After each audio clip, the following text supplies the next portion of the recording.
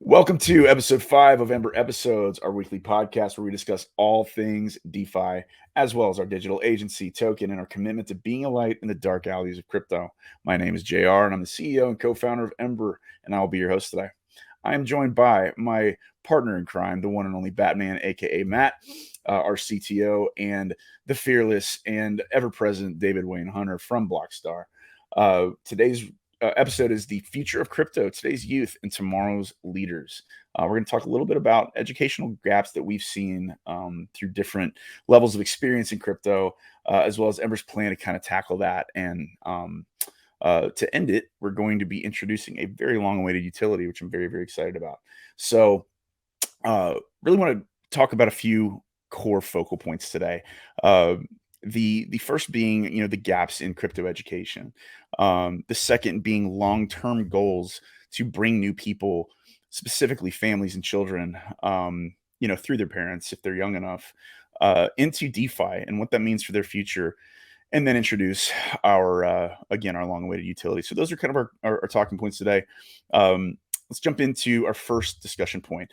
Education it's already a tool that some are using in the space as a utility, but it's really not targeted. And I think Ember has not just an opportunity, but a responsibility, being the fact that we are comprised of various experiences and levels of experience in crypto that provide a multitude of perspectives that I think anybody can relate to, no matter how experienced they might be in crypto. In other words, the advisory and the team that we have, our moderators, our core team, we all come from different backgrounds, and we all look at crypto through different lenses, and all that combined creates a really awesome narrative for us to start changing the dialogue and start changing the discussion in crypto. And I think it's so easy to focus on the bad that comes from it, and the rug pulls and the scams and the hacks and the FTXs of the world. But we're here to be the light, and I think the more we focus on that, the more people will jump on that train. And so ideally, we want to kind of highlight our creativity, experience, and passion for creating educational content for all ages. And get more people into crypto. We want to be a voice for them. We want to be a bridge. We've said this multiple times. So to kind of get things started, let's start with our most experienced veteran in crypto, which is not just a good friend and strategic partner, but one of our highly respected advisors, David Hunter, who's on the call. You guys have heard David on multiple podcasts, and you see him in chat if you're in Telegram. But I think it'd be really awesome to get a fresh perspective of how what's your take on how to get more people into crypto, and not just get them into learn bad behavior that is just flooded in the space, but actually get them in to start thinking more long term. Everything in crypto, I'm sure more than anybody, it's all like short term thinking. It's quick. It's when Lambo and when Moon, and those are always the meme jokes. And for those of you that may not be in crypto right now, or in DeFi at all, that's kind of the perspective, right? That's the flawed and kind of skewed perspective of crypto, and it's really not that. That community and those people exist, and those perspectives exist, but that's not what Ember is. That's not what Blockstar is. That's not what our ecosystem that we're building is about. So, David, given your experience watching this evolve, despite being in the very early stages, like, where do you see the best channels to get people into crypto, and how are you leveraging, let's say, even Blockstar right now to do that? Before we really jump into the Ember side, how have you been able to position Blockstar to get people into crypto? Yeah, I appreciate the interjection, JR. I think it's real important for everybody to understand. I think everybody, when they first come into crypto, have really good intentions, and they have that investor mindset, right? Even if they've never invested in the stocks or anything before, but they have that. I want to invest in something. I want to be able to put my money in and be able to take out a profit at some point, right? And I think very quickly on, people turn into what we call JEETs in the crypto space, and it doesn't take long to figure out what a JEET is. They find out that that's kind of the mentality, and then it takes several years before they really start understanding and watching the different trends and tokens and everything, and how the cycles actually work. And then they actually start making money. because for everybody that's made money in crypto, there's 10 people out there that said they lost money. And I think it's a big education factor. So one of the things that we've done for Blockstar specifically, you've heard the old saying, if you build it, they will come, right? And we've taken that approach with our social media platform and all the different things and given people a user system that they're already familiar with a social media platform and NFT platform. I think more and more people are getting familiar with those things, but giving people a place that they can come, that they trust, that's safe, and it's already something they're already doing on other social platforms, and then start slowly introducing crypto to them. And I think that's a very key point, because not only are we slowly introducing to adults and people within those age groups, but then also we do the same thing with our children, right? We slowly start introducing, fiat and finance to them by giving them allowance and stuff like that. And I think it's a great segue to introduce a kid-friendly version of those things, to be able to come in and slowly start introducing crypto for my kids and everything. At least when they were younger, instead of giving out the allowance and putting stuff in a piggy bank, we did it in a crypto wallet, and they are very pleased to have that now. That's so cool. So again, I think just the segue, just for how to get more people into crypto, is introduce things that they already know how to do, that they're comfortable with. And in our case on Blockstar, that has been a social media platform, and the other utilities and platforms that we're building out, like the Blockstar TV and Blockstar Digital. And Ember's going to be a big part of that, in everything that we're doing, from like the brand refresh and ongoing support going forward on how things are going to be structured as well inside of our ecosystem. But not just Ember, but there's tons of other projects out there that are really doing some extraordinary things throughout the crypto space. And we want to encourage those guys to come on and help really build the future of what crypto is supposed to be. Because again, I think people come in with a great mindset, and it easily turns what we call degen into the space and everything. And, there are a lot of bad actors, but anytime there's something good, anywhere in the world, you're going to have bad actors to try to exploit that. And that's why we're building the infrastructure. And I think that's a key point, is building infrastructure to support the people that are coming close. It's not just getting them here. Excuse me, my voice is cracking today. It's not just getting people here and giving them something to look at, but building the infrastructure for it to grow and for them to grow along with it. Absolutely. Like I don't think anybody listening could probably say it any better than you. I mean, you're a veteran in the space in the grand scheme of things, and I think anybody listening should really take that to heart. When you look at kids, right? You look at today's modern age of technology, and taking the talking point that you just said about, taking what they already know, something they're already familiar with, and building off of that. There's something to be said about that, and I think what needs to be said is the familiarity with even just e-commerce and shopping. That's a unique way that we actually took inspiration from. I don't know if you know this, David, but when it came down to figuring out our purchase path for the product we're going to be talking about, our utility, I'll get to in a minute. We thought, how do we take that next step to get somebody into crypto without them even really, not necessarily not knowing it. They're making a decision to add it to their order. Again, I'll speak to in a little bit, but how do we do it seamlessly, right? How do we make it easy for them?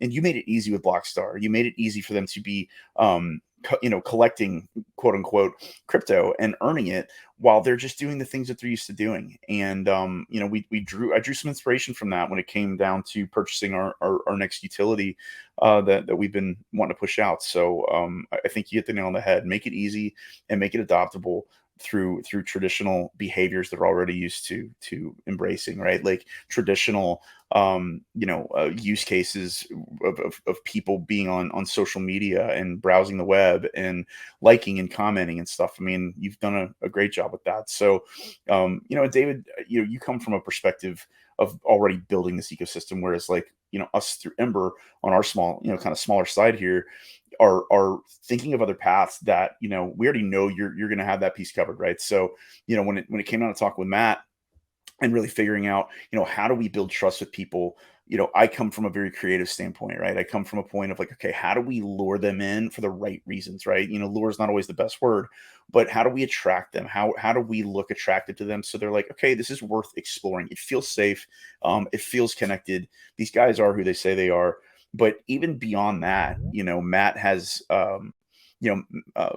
Matt's put a lot of time, and other part of our team has put a lot of time into building educational resources. And a lot of that education is out there across the web, but it's like people don't know where to go find it. And so I think Ember's effort in creating this like library of content on our website through our Zendesk portal is crucial to our mission to educate people. Matt, do you want to speak to that? I know it's been a major focal point of that, or for you rather, with our team and feedback we've gotten, everything from getting support tickets to being like, oh, that's a great thing that we should add on there. That's a commonly asked question, not just going and seeing what everybody else is talking about, but actually listening to our audience. And I think you've done a great job of that. So I'd love for you to speak to the educational library side of Ember. Yeah, so the first thing that you kind of touched on was Zendesk, and with that one, not only did we want to help support anyone that needed help kind of getting up and running, because a lot of our people are not super deep in crypto. They're more newer to it, or maybe they just aren't super familiar with how to work with altcoins such as Ember token. They might be used to dealing with like Coinbase or some of the bigger stuff that's really easy to use. So that's where Zendesk came in, was not only to have a bunch of articles of how to interact with Ember, how to stake or swap or buy or sell or any of that, but also broader educational resources about how to set up a wallet, how to make sure your NFT is secured, how to create an account on this exchange and go through the KYC process, how to move funds from one exchange to a wallet, or maybe it's how to swap, Bitcoin for BNB or vice versa. And then on top of that, just building out that whole support section of if there's something on there that they're not able to figure out after looking through the articles, is they can still reach out and say, hey, I'm running into some trouble. This is what I'm doing. And being able to help in that way. So those are just some of the things there that I think we've been, trying really hard to get a good resource center built up. Absolutely. Yeah. So that's it for the Zendesk part of it, at least.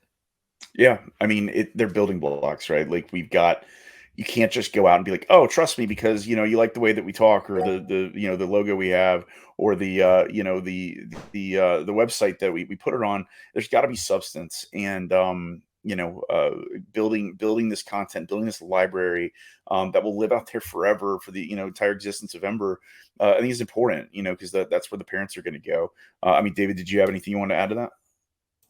Yeah, I just wanted to reiterate what Matt said and actually commend you guys for putting together that Zendesk.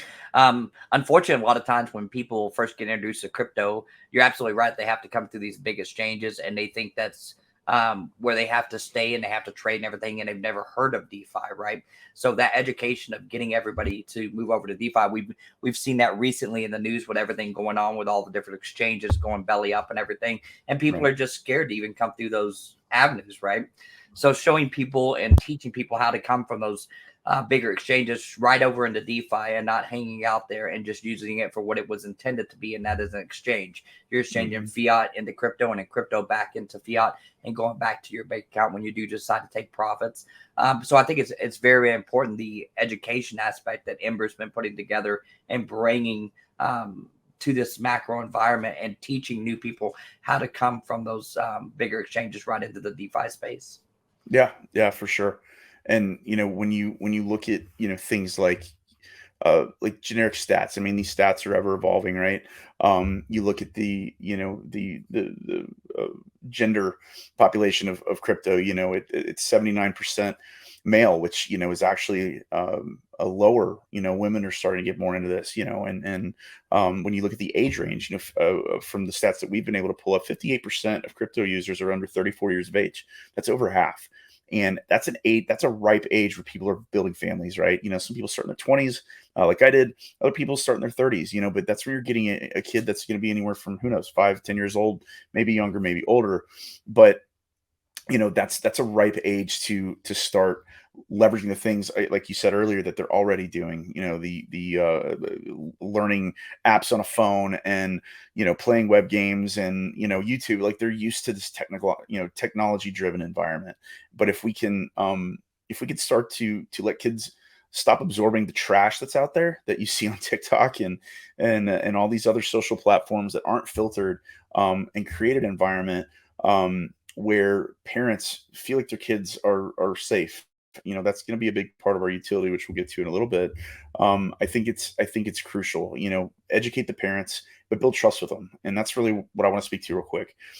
I've mentioned on various AMAs and even previous podcasts, I believe, at least once or twice, but this term that I use called trust marketing, and it's nothing I necessarily invented that I know of. I'm sure there's a lot of literature out there about that concept, but it's not just hyping people; it's earning their trust. And when you start with the parents and you create kind of this quasi, like, quote unquote, relationship with them, where you become their educational resource, they're not going to think of other people to go back to. They're not going to go to the blue chips like Coinbase and be like, oh, let me find an article. They're going to be like, well, this small business, these Ember guys and gals, they went out of their way to, like, not just want to help me understand crypto and DeFi and blockchain, but actually, like, help my kid understand it. And there's just really nobody doing that. So when you start to build that trust and build that relationship with a parent or a family, it transcends, right? And all of a sudden the parent's like, okay, well, before I want my kid getting into this, I at least want to educate myself. So having that support structure that the team, Matt driving, has worked so hard on is a really crucial foundation for our growth. And that way nobody will ever come to our site and be like, okay, these guys are empty. They're just, they're just throwing ideas and blabbing content out there, but nothing to back it up. And every time that we have a chance to add insight or add context or create, really humanizing crypto more. That's the last piece of the creative side that I want to talk about. Humanizing crypto is this concept, and there's actually other brands out there already saying this, and using that in their marketing. And I don't look at that as a bad thing, like we missed the mark or we're too late or anything. It just shows that there's other people willing to push the same narrative, and if we can do it together, you're not really competing, you're just aligning, and that's a crucial part to education. Humanizing crypto and making it more of a real world thing, and something they feel like they can touch and feel and look at and embrace every day, not just through an app, but through dialogue, through products, through experiences. That's what we're here to do. So I think that kind of wraps up the education segment that I really wanted to highlight, and Ember's role and Blockstar's role in that, to ensure that that there's a that there's a strong path ahead for people to not get into this space with bad habits and bad with bad resources that are guiding them. Start them off right, and let them start with good habits and good practices. So looking, I talked about some stats and things like that. I really want to look at the DeFi impact on the global economy, right? I'm not an economist, but I'm educated and insightful enough for to know that the world economy is in various sectors is on fire, right? It's just burning. Inflation's at an all-time high. You've and that's affecting us here in the States very drastically. What impact, David, I'm going to kind of go to you. What impact does DeFi have on a global economy that the value of the US dollar is declining? The value of other currencies are declining. Obviously, it's not going to it's not going to be an immediate rescue. It's not going to be an immediate shift away from traditional greenback currencies. But where do you feel like, for if you're a new parent, right, or you're even a seasoned parent, and you're thinking, gosh, like, I hate kind of the way the financial world is evolving. I need a second option. What does DeFi provide for that parent or that family that traditional financial institutions and sectors don't? I think you may have cut out there at the end, but I think I understand your question. So I think a big part of what everybody needs to understand is it's still really early in crypto. even as, going 13, going 14, 15 years now, right? We're starting to look at crypto as an asset class. So if you're going to teach your kids about, investing and starting them out early, you're not really going out and investing into T-bonds, and you're not going in and you're not investing into, other type of bonds and other saving style accounts. There's just no return on it anymore. People are looking for better returns. And even if you want to go start getting into, different stocks in the stock market and everything, you're just not going to get the same kind of return. And even then, there's a whole lot of things that are out of your control in those markets, right? So in DeFi, the whole reason that DeFi exists is to get away from all the centralized things and people being able to make, just blanket statements, or company hiding, records and everything. And DeFi is a permissionless ecosystem. It doesn't matter if you want to trade at 2 o'clock in the morning, 5 o'clock in the morning, if you want to do it at, during regular business hours, it doesn't stop trading. But across the world, I want to speak on a broader international level. In some countries, right, it's very, very tough to start investing in things because it's just not there. There's no environment for them to invest in, because it doesn't matter if you're investing, a small amount of fiat, and in some countries that number is quite a bit less than the US dollar, right? So being able to come in and invest and be on a level playing field, we'll call it that, compared to regulation outside of that. Now, we obviously want regulation. That's a whole nother conversation to get into. But for the DeFi ecosystem itself, it is just like, it's permissionless, and it's a great way to control your own money. And you're not having to worry about the current landscape that we're in with all the centralized banks. And that's not conspiracy theories or anything like that. So it's really just getting over and being in control of your future and your children's future. And that's what DeFi offers. No, I love it. I mean, look at the downward slope of the US dollar right now, of fiat in general. How many people listening got a raise at work, and you're like, great, now I can at least, afford gas to get to work, or maybe you're working remotely, but you get what I'm getting at. Like, that the 5 or 10% raise that the average, and I wouldn't even say average, maybe the above average, a person might receive from an employer is hardly even going anywhere. And it's because the decline in value of fiat, whereas like you look at Bitcoin and DeFi continually rising. Yes, you're going to have peaks and valleys, but the gradual increase, I think, is noteworthy. And the more time goes on, and the more the USD or fiat in general, like I said, gets devalued, the more valuable DeFi is going to become. I mean, what are your thoughts on that, David? Yeah, I think a lot of people don't understand the way crypto really started getting a lot of adoption at the very early days, because it was a hedge against fiat, right? So when inflation and all that stuff happened, then crypto was a hedge against those things. So in theory, as a market was not performing well, then crypto would continue to perform well. So, I mean, if we go back to the beginning days of, just for most of you guys are familiar with Bitcoin and everything, and seeing its tremendous growth, yes, it's had some very high highs, and it's obviously had some lows, but consistently throughout the cycles and over time, its trend has always been up, right? Mm-hmm. And we can't say that about any fiat currency out there today. Right. Well, and if you're a parent, right? Like, I mean, well, you are a parent, I know, but if you're a newer parent, right, you're thinking about your younger children, and the world that they're going to be growing up in, you know, uh, and you look at the value of the dollar. I think some people, have I don't even say a misconception, but their perspective is, oh, well, the market's down, so therefore crypto is going to be down. But when you look at that relationship of how, like you said, crypto became kind of this hedge against traditional finance. How does that play in? If you're new enough to crypto, where are you looking at it like, oh, well, the dollar's down, so I'm going to go at least try crypto? Do you feel like the majority of people are looking at it from that perspective, or is it like, oh, well, the dollar's down, so crypto must be down too, and they're making this like broad assumption? Right. So I think you have to take a step back for just a little bit here, and I'll take Mm-hmm. you kind of through a roadmap, a path.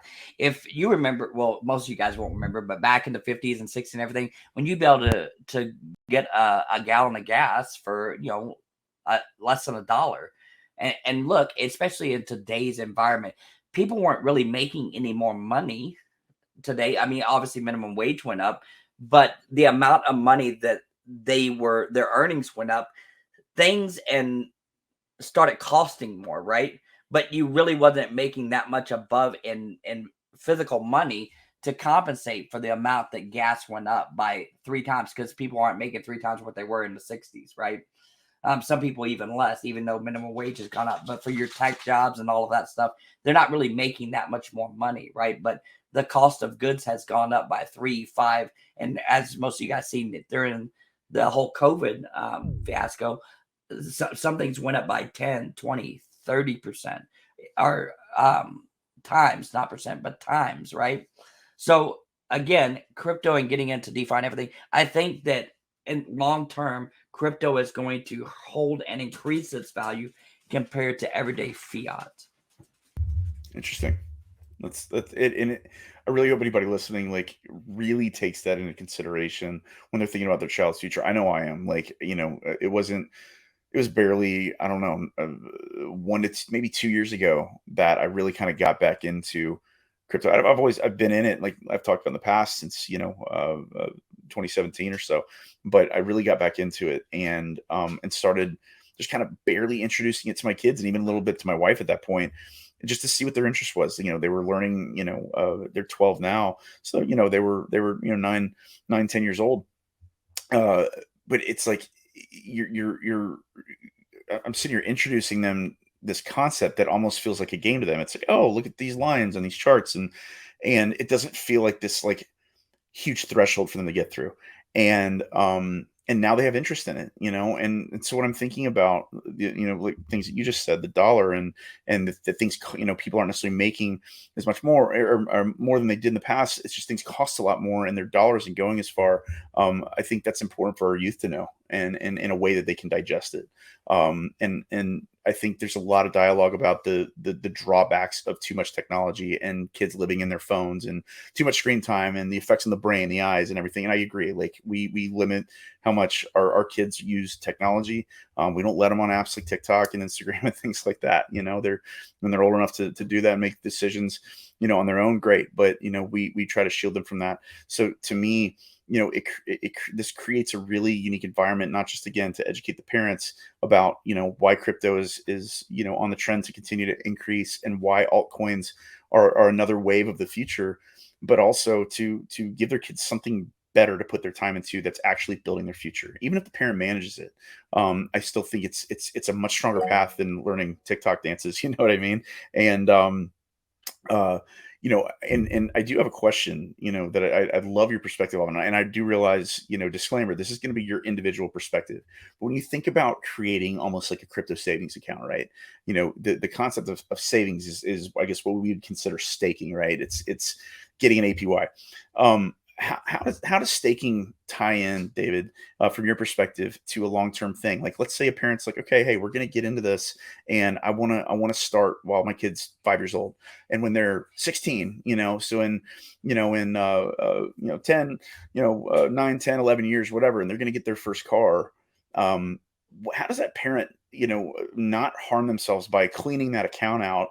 And let's say it's grown a lot, and being like, oh, I can pay for their college, or I can pay for this. What kind of responsibility do we have as people inside of this ecosystem, and you especially being a veteran, in it, to kind of guide people without it being financial advice, like guide them from an architecture standpoint, or kind of from a consumer experience standpoint, to explain to them staking rewards, and how farming works, and should they be in blue chips, should they be in altcoins? Like, what does that dichotomy look like for a parent to ensure that they're not cleaning their kid's account out in 10 or 15 years to pay for their wedding or buy their first house?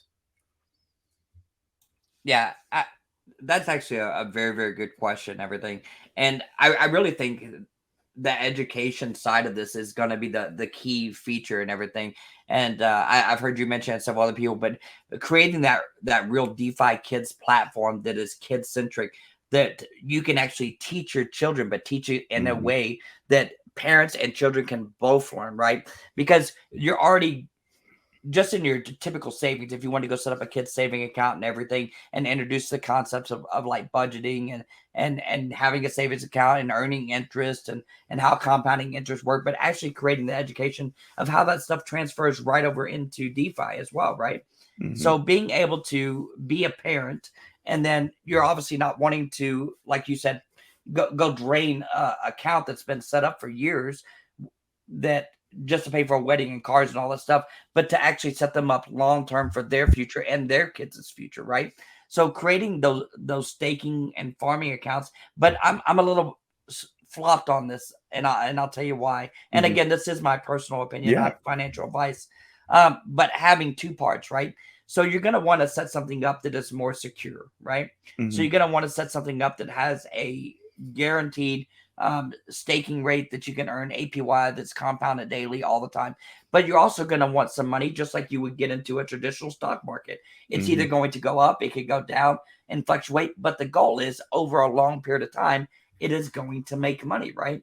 So I think having the ability to diversify and get into those blue chips and everything, but also have the ability to get into your altcoins and be able to earn long term, that you know those are going to continue to go up as well, right? You're going to get there a whole lot faster, and then set timers, right? So maybe in 10 years, we want to take our first amount of money out, but it only allows you to take out 20% of that pool, and it just continues to build, kind of like a trust, right? So I've obviously set up trust before. Set up a trust, and it's payable long term, right? They either have to reach a certain age, or certain things have to take place for it to be able to disperse those funds, right? So I think setting the same thing up for our children now, long term, because it's easy to say, oh, I just earned $1,000 in my kid's investment. It's 10 years later, now it's worth 100,000. Well, we need that all now, right? Well, you're not doing your kids any favors, right? Or your kids' kids any favors, right? So having two parts of that, where you can turn around and do the guaranteed money that will be available to you in those 10 years, and then also in the space which we call Degen plays, they do come with more risk, but just with more risk come more reward as well. For sure. I mean, Matt, I'll jump to you. So you being a parent of youngsters as well, and of varying ages, what responsibility do you feel, personally, again, not financial advice to anybody listening, but like what responsibility do you feel, and what's your perspective on kind of the global economy and the value of fiat right now, and in relation to, where crypto's going, and where we're building Ember, and what we can do to not just provide relief, but provide a future and our on-ramp through our partnerships with, Block Syndicate and Blockstar. Where do you feel like your responsibility exists, and what's like a path you might be considering, for your kids to make sure they have something long-term in crypto? Yeah. So for me, I've already started setting up savings accounts through crypto, and like I've got some general fiat ones as well. But I mean, in the grand scheme of things, like let's say you start brand new, right? When they're born, you've got 18 years and then they're an adult. Best case scenario, maybe you get some kind of high interest savings account, which might give you a couple bucks a year or a couple bucks a month, depending on how much you've got in there. But I would imagine, like most people that are thinking these kind of things, they don't have hundreds of thousands of dollars to throw into that.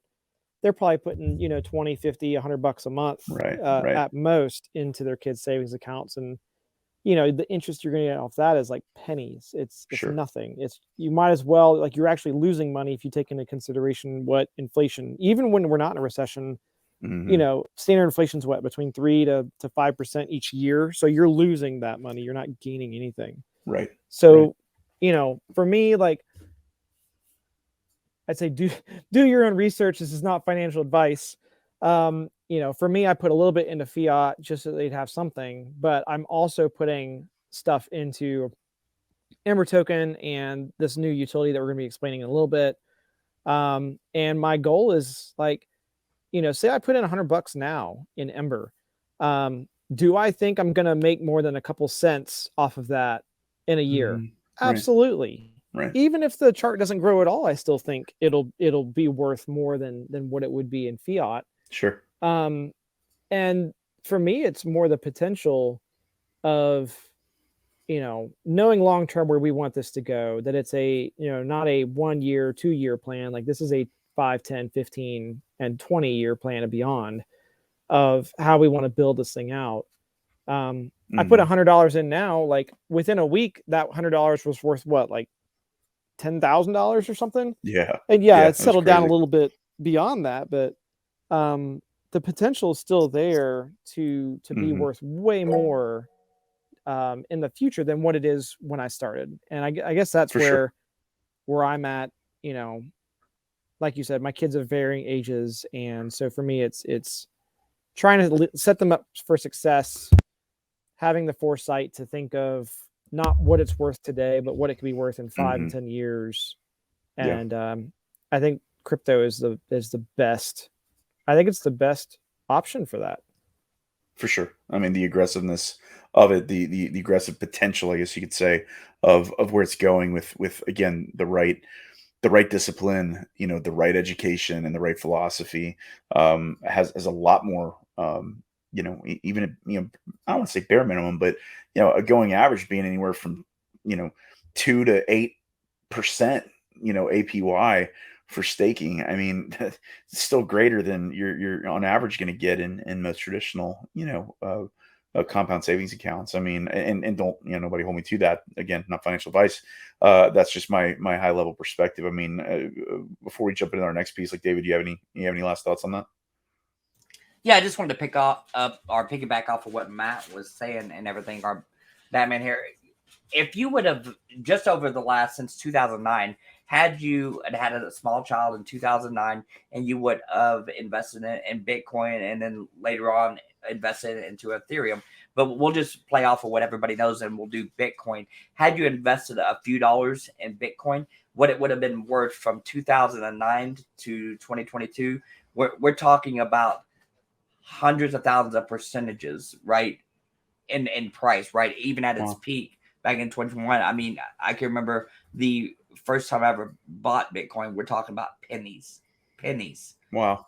And then going into what is it trading at today? Around 17,000 a day. And at its peak was somewhere around that $70,000 range as well. Yeah, right. Crazy. So again, just for perspective, that's been since 2009, what that would be worth in today's. Again, charts are going to go up and down. The goal is always long term, and cryptocurrency as a whole has always trended to the upside over time through its cycles. Yeah, for sure. For sure. Well, and to really drive home the fact that our responsibility being so new in this, and I don't mean new as in business, new as in Ember, new as an agency or token, but new as in the entire ecosystem. David, you've pointed out multiple times that we're very early. Not necessarily new, but we're just early. And that for decades and decades and years and years and years beyond that. Hopefully, infinitely, this will continue to evolve and bring alternative ways of finance to families that work hard for their money. And I'm excited about that. So hopefully some of those stats that we've talked about give anybody listening some good perspective on what it could be. You can't say that about most traditional stocks and interest rates these days, especially with inflation the way that it is, and nothing's really recession proof. So jumping into really the last discussion point right now, which is something that really spawned from a kind of just a fun, playful thing. Like it never really, it was something I actually created to just be a softer side of our brand. Never really originally intended to be the the draw towards attracting parents and getting their kids in, or building that bridge to parents. It just really was kind of a softer side of Ember, and that's Emby. If you followed us along, this far for the past few months, and almost 6 months now, I guess, through our journey as an agency and as a token, You've likely seen somewhere on our social media or through our Telegram or somewhere, uh, our fun, lovable little character Emby, and that's who we're going to kind of close out our dialogue about today, because the first glance about it was like, okay, cool, fun, cute. What are you going to do with them? And Um, we did determine that it was going to be our level 1 and level 2 NFT mascot. We wanted it to not just be an NFT. We want it to be a mascot. It's another, branch of Ember. And we've rolled out our level 1s. Matt did an incredible job with the algorithm, the generator that we have, this proprietary software that he built to make our NFTs. We've got these custom level 2s that I've done for different holidays and one-off orders and so on and so forth. And those both, in different ways are reward driven NFTs. I think that's the fun part. But we thought, okay, like that's great. That attracts the people that are already here, or at least understand the concept of NFTs, or at least have enough interest to get into crypto, and they're using NFT as their bridge. But what about those that aren't in crypto? And that's where I thought, okay, let's put our heads together and determine who are we trying to speak to, right? It's not about let's just throw stuff at the wall and see what sticks. I think that concept exists, but this was a much more concerted effort, and we were like, gosh, how can we start to reach and build trust with people? Well, what's the best way to build trust with somebody? Well, could they trust you with their kids? Well, boom, that's an old saying, right? Yeah, I trust them with my kids. Why not trust them with education to their kids? So what better way than to create a physical plush doll? And that's something that even me as a designer, a creative professional, a product designer, I've designed probably 3 dozen products in my life, both for myself and for clients over the years. And I've got to see those ideas come to life. But this is actually the first time that we as a team have come together and built an actual toy, an actual plush doll. So it's really cool to see this come to life. And the reason I'm harping so much on this is because it doesn't just end there. It doesn't just end with, oh, crypto's physical now. We brought it into the real world like we always talk about. And, oh, now your kid can play with, a crypto themed or a crypto inspired plush toy. Like, that's cool. But what else? And it's not our stopping point. It's our starting point. With that said, the child getting this MB plush doll, it is about a 10 by 11 inch Squishmallow styled plush toy. It's currently available on our website, swag.emberagency.io, and we just started our pre-order for those, and I think it's really going to be a unique branch to attract. I hate to say the word lure, so I'm not going to use that, but to attract parents into DeFi, because they're looking at it through a different lens. They're looking at it through the lens of what their child might see out of it before they look at it through the lens of what do they gain from it, or through the numbers or the charts and the metrics of it.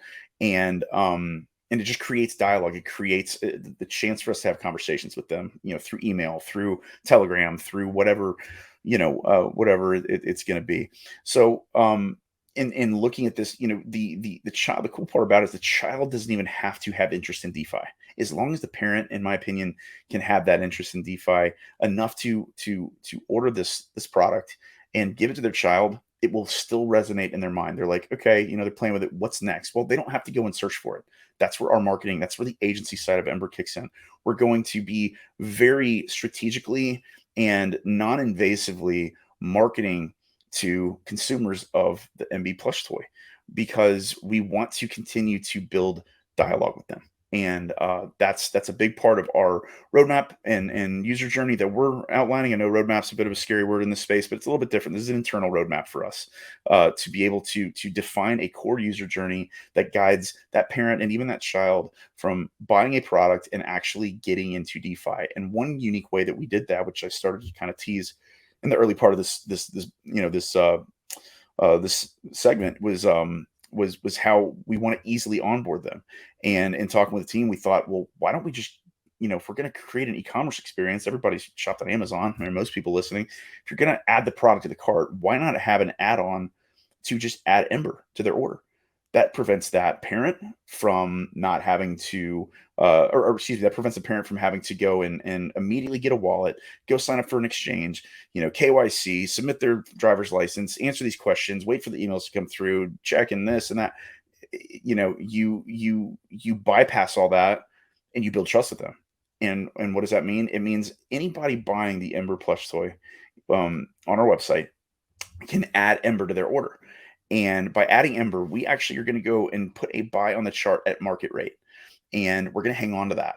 And through the as this ecosystem grows and as this utility grows behind the scenes, we're going to be able to create automations through email that are going to send that consumer, that parent, or that adult, a reminder that, hey, thank you so much for, your MB purchase, but also for your interest in Ember as a whole, through your investment.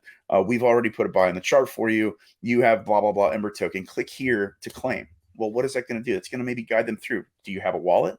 Or do you not have a wallet? Okay, well, here's what we're going to recommend. And guess what? The turn of the year, we're going to have a much bigger ecosystem to guide them through, and that's Blockstar.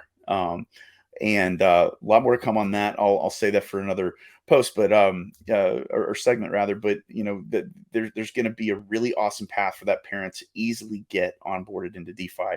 We've already got their Ember for them. We can airdrop it and send it to their wallet, and boom, they're in crypto.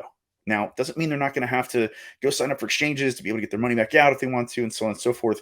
But we just saved them a lot of headache, a lot of questions, a lot of curiosities and concern, and we did the hard work for them without hardly lifting a finger.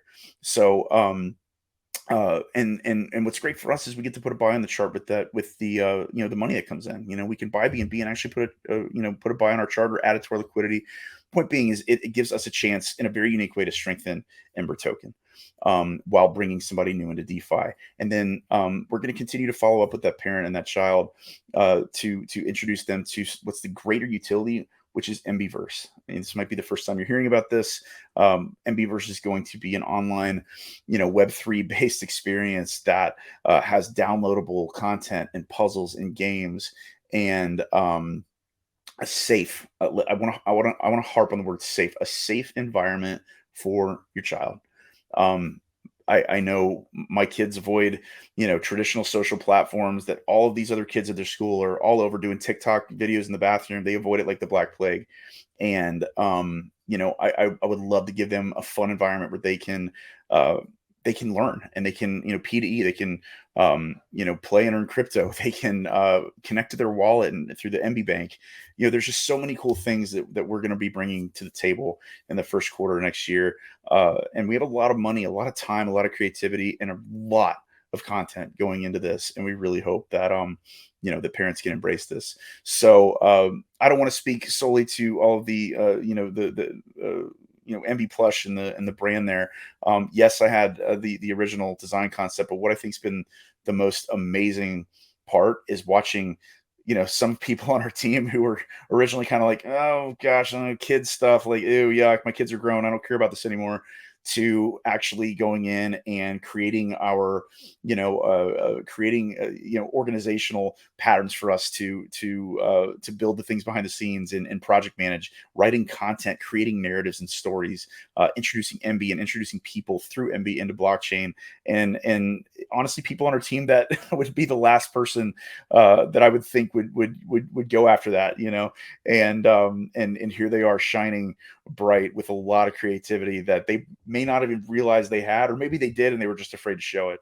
But it's created a lot of fun dialogue with our team to create this ecosystem. So with that said, I'm gonna kind of leave it at that. MB is available. It is a plush toy that is available on our website, swag.emberagency.io. Right now, if you buy it, we are going to go ahead and include Ember with your order, and for all pre-orders now through, I believe, the end of the year. And so we just determined that's an easy way to get that buyer in DeFi, or if they're already in DeFi, boom, they got a little bit more added to their wallet, or we got to introduce them to Ember without them having to lift a finger. So it's a creative marketing piece from us. It's a unique way to build bridges to people. Matt or David, you guys want to add to that, and what, I guess more so, what is your favorite part about MB and the MB verse and everything else that we're building? What's your favorite part about that piece of Ember? David, you want to go ahead? Yeah, I can go first and let Matt follow up there. Just the potential, right? that's what I'm most excited about, is because it's still really early in the playing stage for you guys, even though Emby's rolling out and they're getting Ember and all of that stuff. I think the potential of what this could be in the future, and being able to bring different kids from all different age groups and actually teaching them at these younger ages, going all the way through. I just can't wait to see what the space looks like when those kids become adults. Mhm. So for me and everything, it's about the potential of what those good investors are going to be, because they're starting at such a young age. And I don't want to really call them investors, because it's at this point where we see crypto going in the space going, and being able to have Ember as that learning tool or that key piece that gets them to that next level. Mhm. I think for the long term of things, I think this is a great way to move them through that space and that ecosystem. Is starting out, introducing again something that they already know how to use now. Having the stuffed animal stuff, but create that roadmap for the long term and their success. So I'm excited Absolutely. for that. I appreciate it, man. It's gonna be exciting. We have other characters that are gonna be part of the storyline, which obviously create really not even like twig branches. I mean big long branches, and other stems coming off of this tree trunk, right? You've got NFTs that will be built out with other characters. You've got other plush toys and other things kids can interact with. You've got other games and other kind of alliances and even partners. You got Blockstar. We're gonna have a star character. You've got Beast. We might have Griff. The Griffin from Beast. We've got Block from Block Syndicate. So just a little teaser. We got a lot of fun stuff coming. So this is truly, ending with a plush toy, and as cool as it is to have that in manufacturing right now, and a milestone for everybody involved that's supported it. It's just the beginning. Matt, any final words on MBverse? Yeah, I'm really looking forward to not only building it and working through it, but seeing how much my kids love it. They've seen the level 1 NFTs and 2, and they think it's awesome. I showed them a picture of the plush, and they were like totally stoked. They're like, "Oh my gosh, I want one!" And I went and pre-ordered one for each of them. My oldest one's 12, my youngest one's 5. So, and everything in That's awesome. between. And even the 12-year-old boy was like, "Oh, that's so cool! I really want one." So.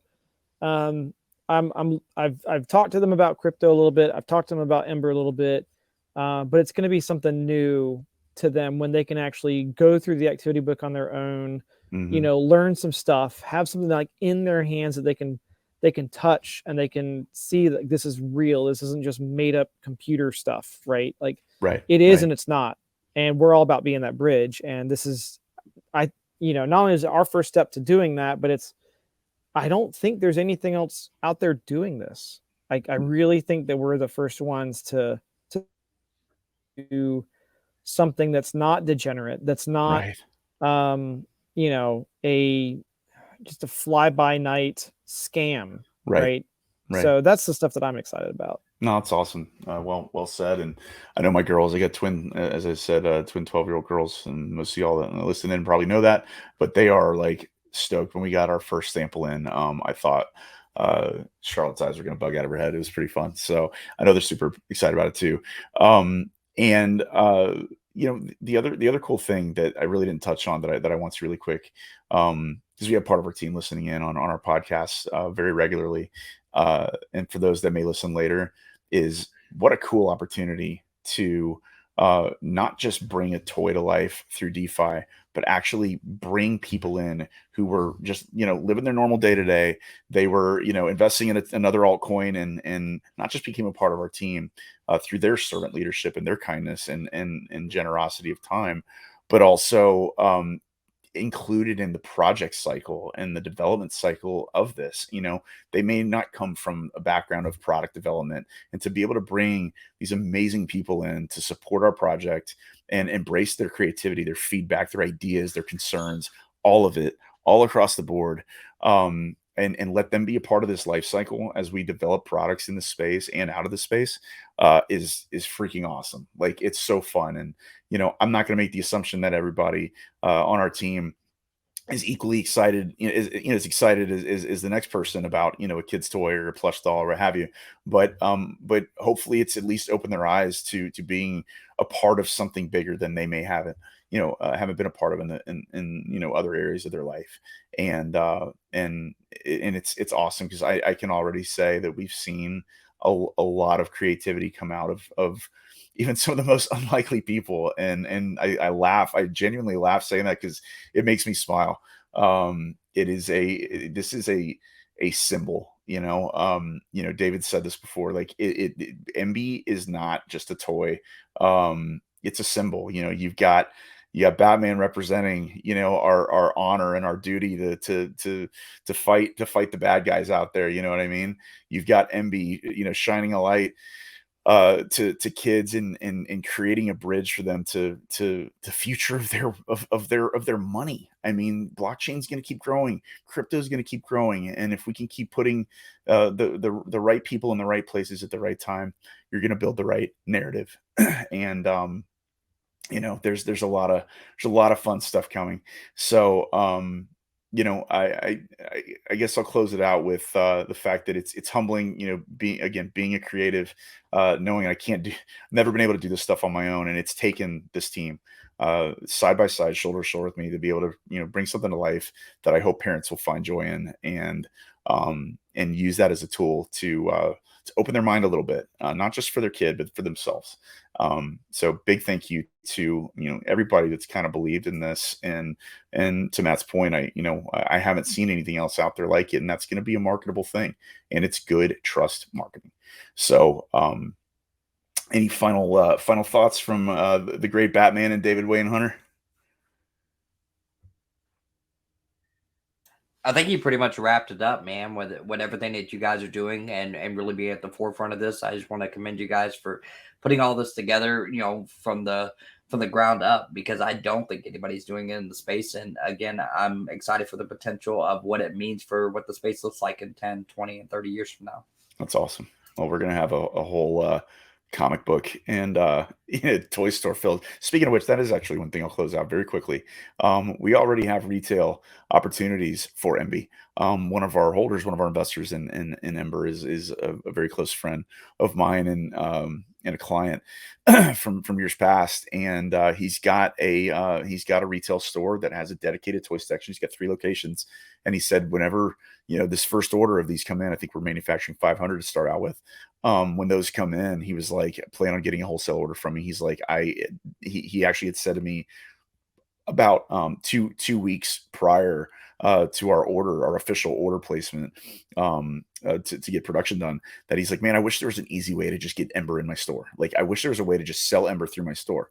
And here we are. We're at this like unique path, and I didn't even cross it. And I was like, gosh, I should call Eric and ask him if he'd be willing. He's like, you don't even have to ask me. He was like, just tell me when they're here. He goes, I'll help you guys get them on Amazon if you want to. That's a big part of what he does as well through his business. And so we have a lot of really, really, really awesome outlets to grow this, not just MB, but all of his friends, because this is based off MB and friends. I don't talk much to that, and I got to work on that a little bit. So definitely excited about it. A lot more to come, a lot more characters, more NFTs, more chances to bring goodness into this space. So I want to thank everybody for listening in on today's podcast. In the volatile world of DeFi, we are the constant, and we have a relentless, unapologetic commitment to excellence for our team, our clients, and all of our trusted investors. On behalf of Ember Agency and Ember Token, I do invite you to tune in next week for episode 6. I will leave you with my final words of wisdom as I lose my voice now. I'm used to David losing his voice. Every day is a chance to be better than you were the day before. Chin up, eyes forward.